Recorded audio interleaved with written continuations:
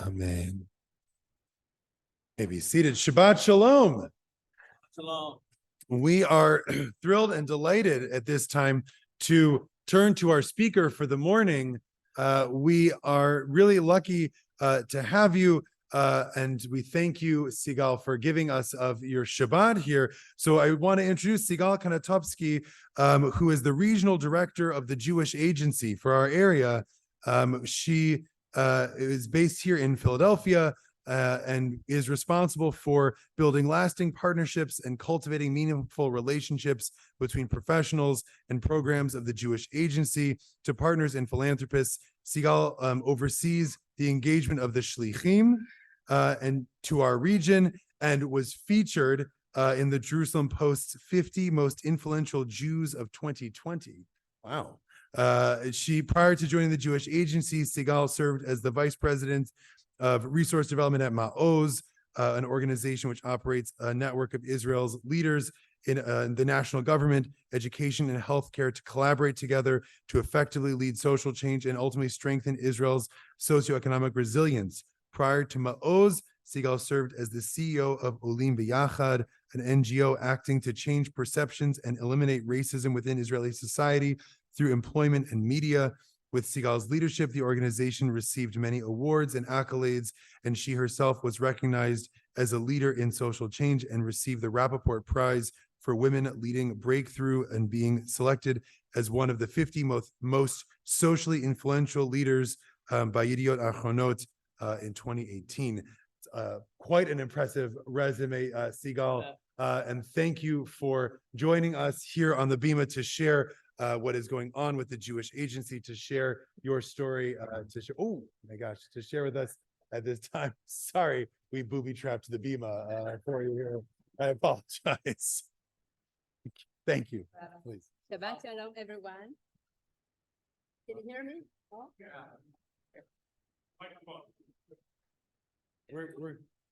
I'll do my best without the mic, okay?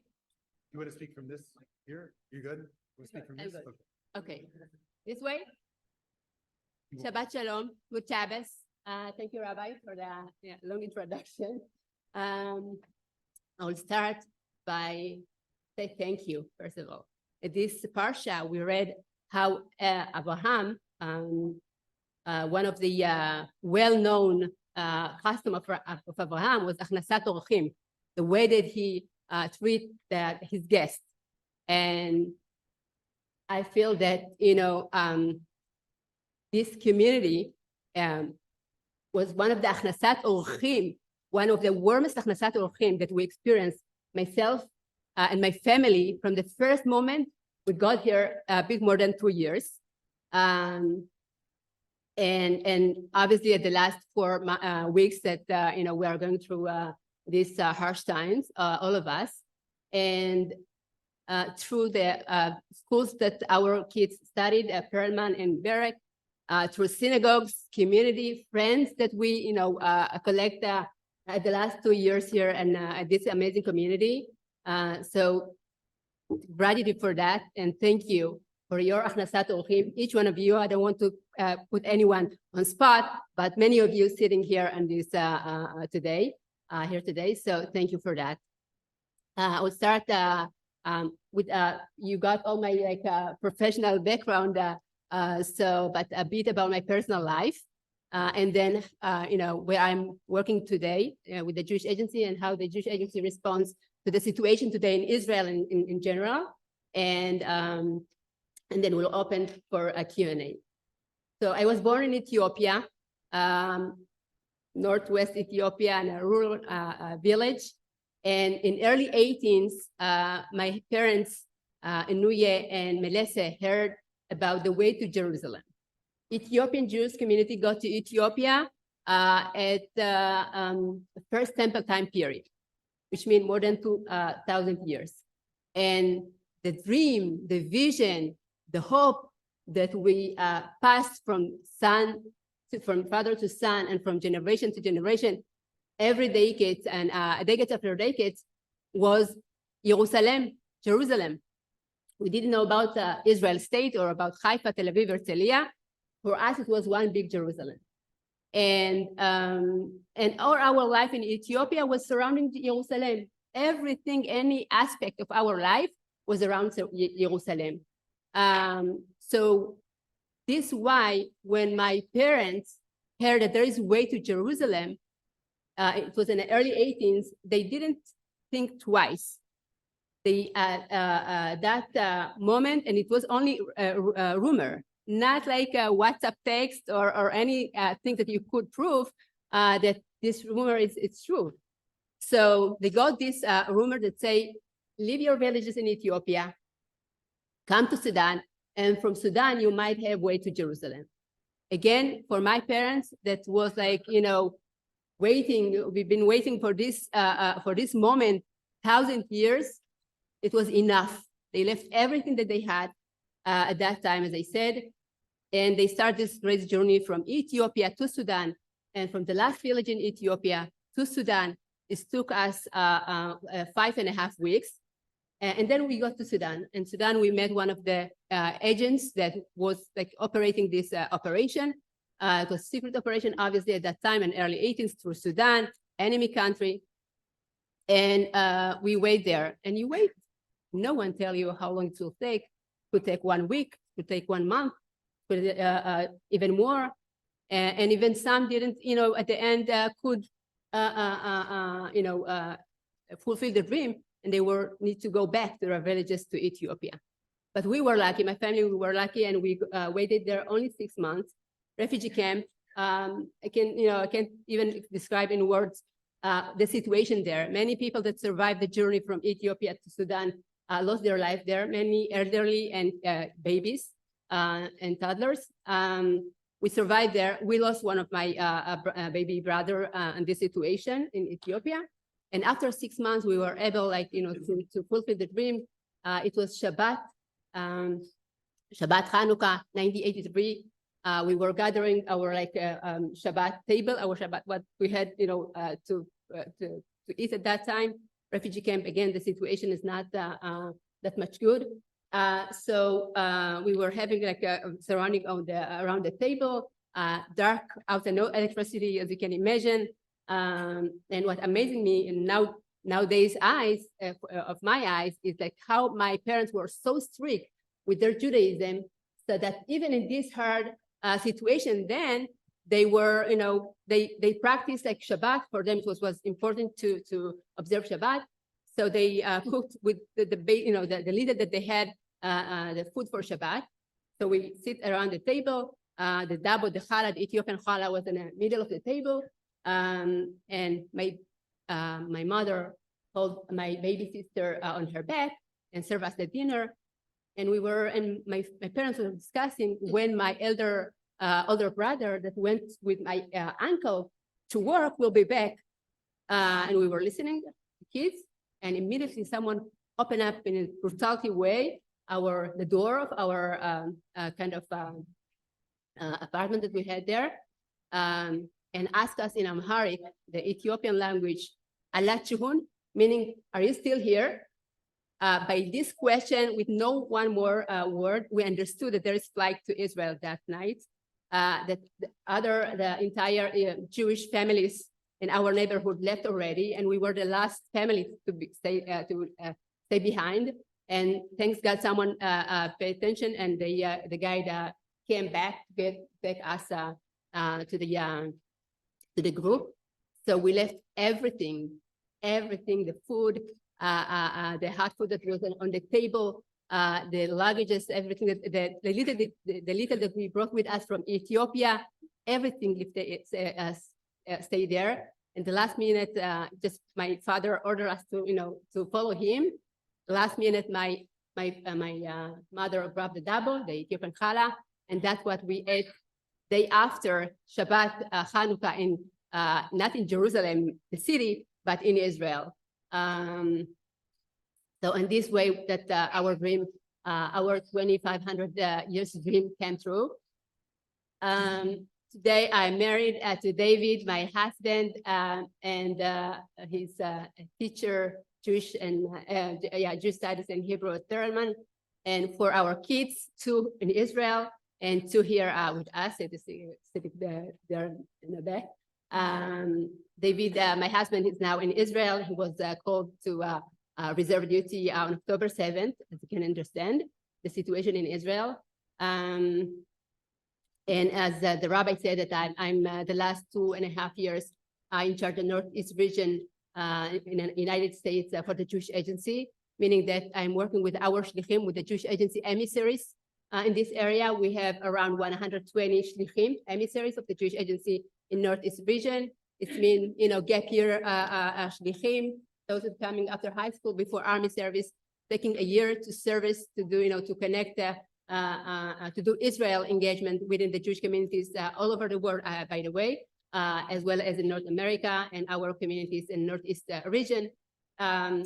Also, we have long-term shlichim, community shlichim and others, to in-charge them.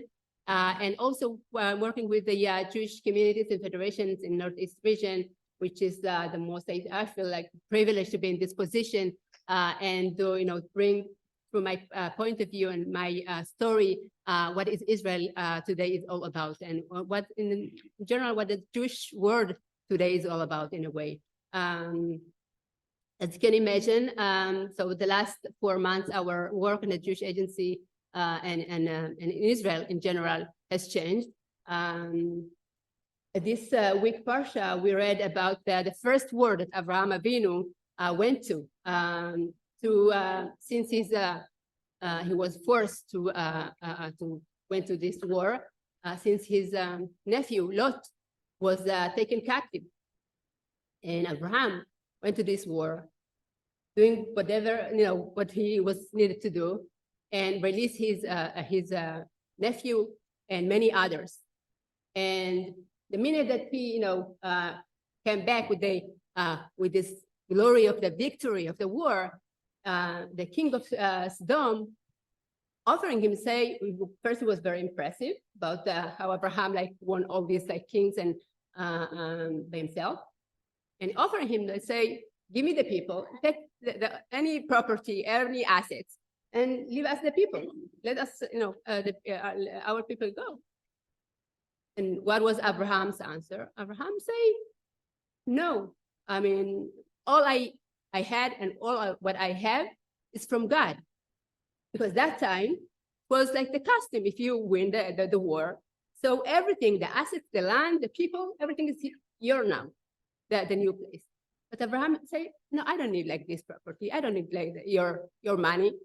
I went to this war for justice, to bring back my nephew. Not, to earn more money and more lands and more assets. And it's amazingly, it was thought about it, how amazingly is relate and relevant to nowadays in Israel, that to say that the war that's going on in Israel, it's it's not about for Israel, for us, going to this war in order to get more land or to get more assets and things like that. But it's for justice. We want to bring back our people, 241 captives that in Gaza still. The youngest captive is 8 months old, baby, without his parents. Elderly, Holocaust survivors, and women and others. And so this is justice not just for those people that in the hostages, but justice for everyone. And this situation, I'll say that, I hope that it's clear for all of us that there's no equivalency, I'll say. There's no two sides. There is the, good, and there is evil and pure evil. And this is the situation where we are at today. And this situation that since October 7 in Israel, the Jewish Agency, when I say just to make sure that we are all on the same page, the Jewish Agency has a 3 focus area. It's the largest Jewish NGOs in the world. And on a regular day, we have 3 focus areas. One is Aliyah, to make sure that every Jew on earth, it doesn't matter, it's Aliyah of rescue, of Aliyah, someone that wants to just to fulfill the dream of Jerusalem, like my parents, we are there to fulfill this dream for him or for her. So this is the first, and at the last 3 years, as you can imagine, the rescue that we were need to do from just from Ukraine and Russia, Belarus, Ethiopia, as well as from all over the world. This is the first focus area. The second focus area is what we call connect, and actually this is like the biggest chunk on our work on a daily basis, in a routine days. Which means that to connect Jews to each other and to Israel. And we are doing that through a different and dozens program. For example, I'm sure that many of you heard and heard about Masa program, for example, that bringing a program that bring young adults from North America and from all over the world to Israel, to immersive experience, to feel Israel by their own eyes and and legs. And then when they're back to their communities, they are not just like ambassador for Israel, but the world Jewry in general. So this is one of the examples how we are doing a partnership. Another example is like city to city, like twin cities, what we call Philly, for example, community partner with Netivot, which is one of the cities in south of Israel. Netivot and Sdot Negev, one of the areas that was hurted harshly, I would say, at the last 4 weeks since October 7th. So this is the second. This is the second focus area, connect. And the third focus area is Israel, which means that we are working with vulnerable communities within Israel. Okay, mainly elderly, as I said, Holocaust survivors, to offer them housing and everything, as well as with youth from also unfortunate families, to help them to get to finish their high schools and to get to the best units in the army. So obviously the last 4 months, as I said, this focus area a bit shifted because of the situation, and our focus is more about the Israel, geographically within Israel, and that's what we are doing this in Israel, meaning that we are working with the Holocaust survival. The Jewish Agency has 25 of the facilities in the south, the area of the conflict, south of Israel. And we have in these 25 facilities, almost 6,000 beneficiaries. So we can imagine, and among them, Olim, newcomers that came to Israel from Ukraine, the runaway, from the, were in Ukraine 4 months ago, 6 months ago, and now they're once again, they're in another war area. And we moved them to central of Israel, and we're taking care of those families, situation now in Israel. So that's what we are doing with all our beneficiaries. Also with, I'll say, the Masa participant program that I mentioned, that also they were there in the south area, and we will need to move them to the center of Israel. And all with each one of these, I'll say, a beneficiary group, is not just to move them from the south to the center, as you can imagine. It's also to taking care of their well-being in a new facilities wherever they are in Netanya or Hadera, as well as with the with the Olim from Ethiopia. So that's what we are doing at the last few weeks since the war broke out in Israel. And I think we'll open the Q&A. I will more interested to hear your questions, and we'll give time for that. Sigal, thank you so much for joining us. I'm going to ask you a question right now, Rabbi's prerogative. So one of the questions, you addressed how the Jewish Agency has been operating the last 4 weeks. And I want to ask you sort of publicly for all of us, what we can do as a community or what we can do as individuals to help all of the good work that the Jewish Agency is doing, or to get involved. So there are many, for the first moment, many people asking me, so how we can be, involved? Well, how we can help? And obviously, so the situation now in Israel, as you can understand, it's really bad. I mean, I don't want to depress anyone, but it's not good. Not because just the war, but also the situation, I will say, almost in any aspect. We must understand, like, that since October 7th, every basic assumptions of us in Israel like broken. The notion that we have the strongest army in the world, okay? The feeling that we are secure in Israel, no one can hurt us, right? And we saw what happened to people. I mean, it was the largest mass massacre of Jews since the Holocaust. The largest, mass massacre of Jews in single day since the Holocaust. And it was 4 weeks ago, not 15 years ago, 4 weeks ago. So this way, the situation in Israel, not just like the immediate needs that we need now to address, but it's in a way to build everything from the beginning, from the scratch, in Israel. And the trust that we need to build, to rebuild in our, and like to kind of reset every and each aspect of our life in Israel as an individual, as well as a society in Israel. So it's in a way, for now we are focusing on a victory we were to win, but day after, obviously we will have so much to be involved and help and to build.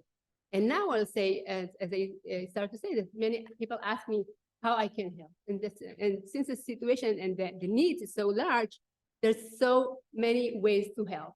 But first I will start by saying, first and foremost, clarity needed. What I mean by that, as I said before, this is like the situation and the war now in Israel. It's much more than that. The within Israel.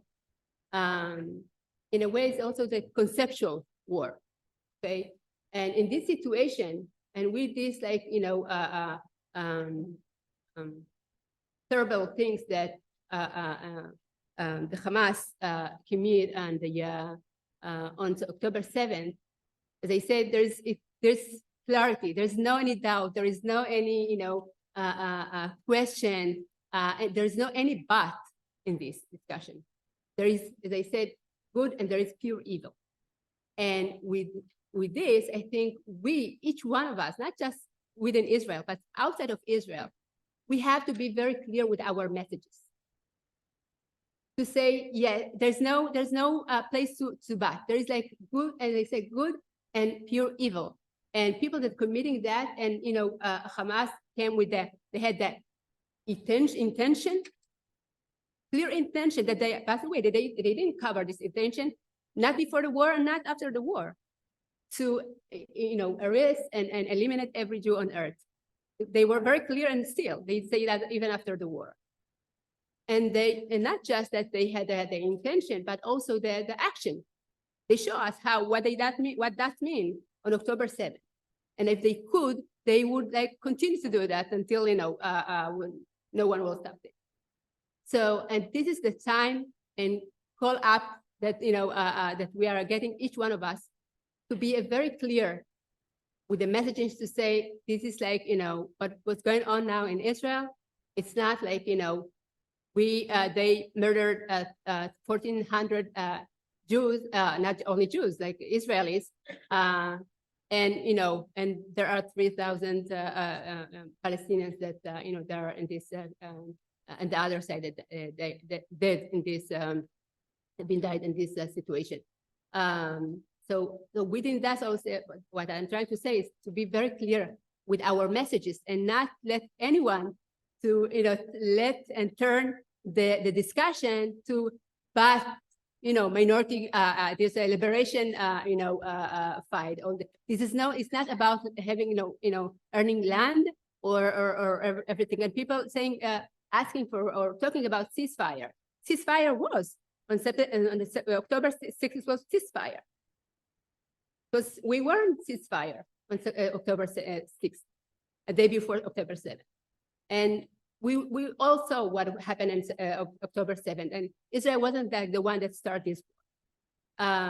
So in this situation, this is why I say that it's very important for us to be very clear with our messages and say, the situation. And believe me, guys, I mean, I fought all my life you heard that my professional background mainly was in the social arena in Israel, and I fought for minority, all my life, in Israel and outside of Israel. And I know to criticize Israel, and believe me, I did it for life, for living.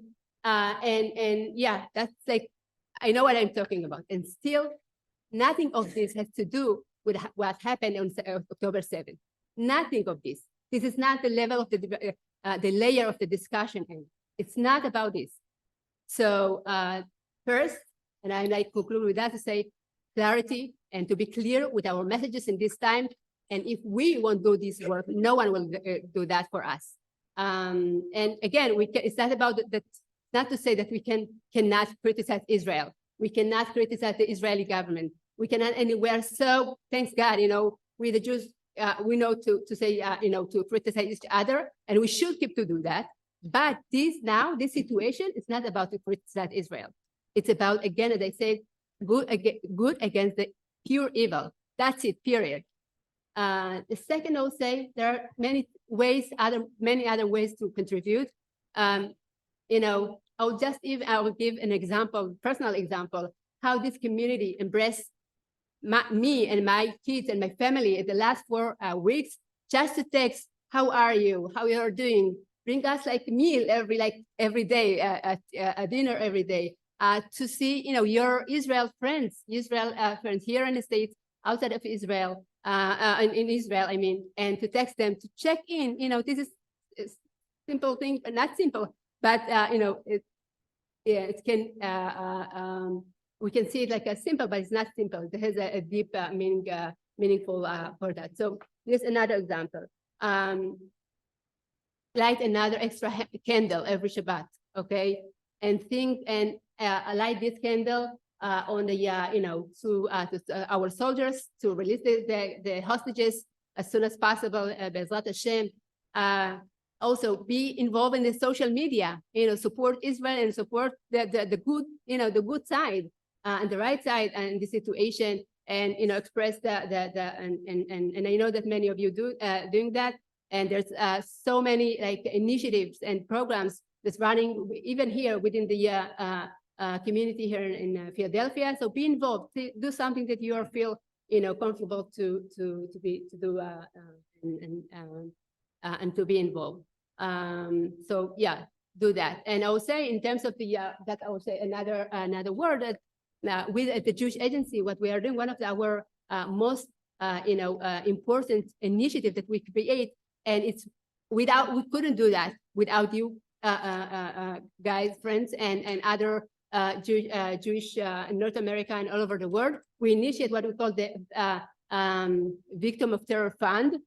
This is fund that we initiated that 21 years ago with the first Intifada. And basically what we are doing in this fund is we are helping families and people that were